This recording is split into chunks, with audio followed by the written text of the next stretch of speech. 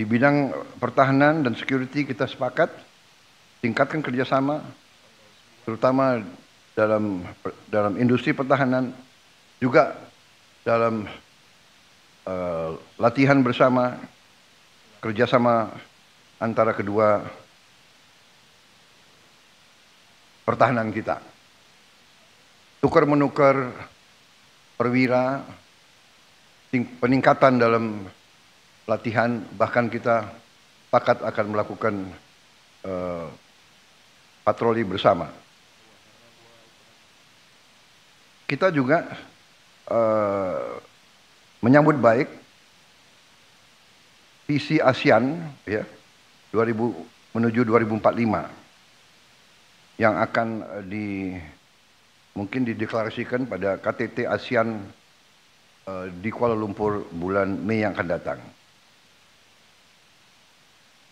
Kita kedua negara sepakat bahwa perdamaian dan stabilitas adalah kunci daripada kemakmuran regional.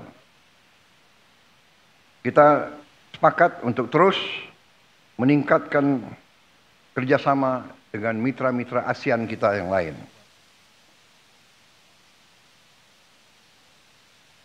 Tadi kita sudah mencapai beberapa kerjasama, tadi sudah disebut di bidang pengembangan industri perikanan, dalam pendidikan latihan di bidang engineering dan ekonomi digital, dan juga kerjasama antara bank sentral. Saya sekali lagi ucapan terima kasih kepada Yang Mulia atas kunjungan ini, dan saya sudah menyatakan akan mengadakan kunjungan balasan dalam waktu tidak lama lagi ke Vietnam. Dan di situ saya berharap kita bisa tanda tangan implementing agreement tentang kerjasama kita dalam zona ekonomi kita, yaitu suatu perjanjian kerjasama antara kedua negara yang menyelesaikan suatu persoalan yang saya kira cukup lama tidak kita selesaikan, mungkin belasan tahun. Alhamdulillah selesai. Kita berharap ratifikasi oleh parlemen kita bulan April sesudah Idul Fitri, dan mereka juga dalam legislatif mereka juga akan ratifikasi dalam waktu dekat. Insya Allah saya akan tanda tangan di Hanoi pada kunjungan kenegaraan saya sebagai balasan kepada kunjungan dari Yang Mulia Tolan. Saya kira itu. Saya sangat menyambut baik perjanjian-perjanjian yang sudah kita sepakati. Kita yakin bahwa ini akan membawa kemakmuran bagi kedua rakyat kita. Terima kasih. Next, we kindly invite the General Secretary of the Communist Party of Vietnam, His Excellency Mr. To Lim, to deliver his press statement. Thưa Ngài Tổng thống Prabowo Subianto, thưa các quý vị, tôi rất vui mừng đến thăm đất nước Indonesia vạn hảo tươi đẹp, mến khách, ngày càng phát triển mạnh mẽ, thịnh vượng vào đúng cái thời điểm quan trọng hai nước. Kỷ niệm 80 năm Quốc khánh Việt Nam và 80 năm Quốc khánh Indonesia, 70 năm thiết lập quan hệ ngoại giao giữa Việt Nam và Indonesia. Tôi chân thành cảm ơn chính phủ, ngài Tổng thống và nhân dân Indonesia đã dành cho tôi và đoàn đại biểu cấp cao Việt Nam đón tiếp nồng ấm, chân tình.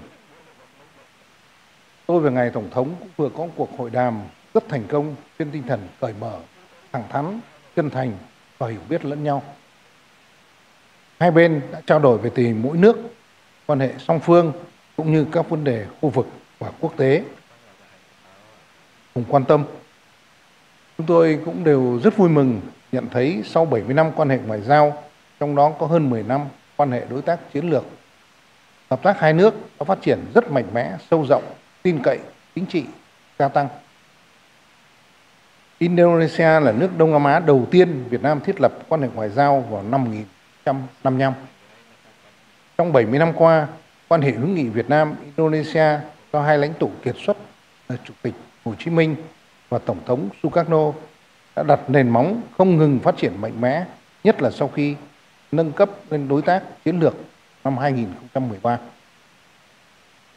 Tôi xin chúc mừng và đánh giá cao các thành tựu phát triển mọi mặt mà nhân dân và chính phủ Indonesia đã đạt được trong thời gian qua. Trong 100 ngày đầu tiên, chính phủ Indonesia do Ngài Tổng thống Prabowo Subianto lãnh đạo đã triển khai quyết liệt hiệu quả nhiều những chủ trương lớn, cùng củng cố, tự cường và phát triển quốc gia, lấy con người làm trung tâm, phát huy vai trò vị thế ở khu vực và toàn cầu, đã đóng góp tích cực vào hòa bình, ổn định và phát triển. Tôi cũng tin tưởng rằng dưới sự lãnh đạo của Ngài Tổng thống Prabowo Subianto, Indonesia sẽ vững bước thực hiện thực hóa thành công tầm nhìn đến năm 2045, trở thành nước phát triển vào thời điểm kỷ niệm 100 năm lập quốc, có vị thế quốc tế ngày càng lớn. Thưa Ngài Tổng thống, thưa các quý vị, trong cuộc hội đàm, tôi và Ngài Tổng thống Prabowo Subianto nhất trí đánh giá quan hệ Việt Nam và Indonesia trong thời gian qua phát triển tốt đẹp, ngày càng đi vào chiều sâu, hiệu quả trên tất cả các lĩnh vực. Trao đổi đoàn cấp cao cũng như các cấp và các cơ chế hợp tác song phương được duy trì thường xuyên, trong đó có chuyến thăm hết sức thành công Ngài Tổng thống tới Việt Nam vào tháng 9 năm 2024. Hợp tác trên các lĩnh vực quốc phòng, an ninh, thương mại, đầu tư, nông nghiệp, kết nối hàng không, du lịch, giao lưu nhân dân ngày càng được thực chất và hiệu quả. Hai nước đã thường xuyên phối hợp và ủng hộ lẫn nhau tại các diễn đàn khu vực quốc tế, đặc biệt là ASEAN, Liên Hiệp Quốc và phong trào không liên kết. Hai bên cũng đã nhất trí tiếp tục phối hợp mạnh mẽ, chặt chẽ hơn nữa trong ASEAN để cùng xây dựng ASEAN mạnh, phát huy vai trò trung tâm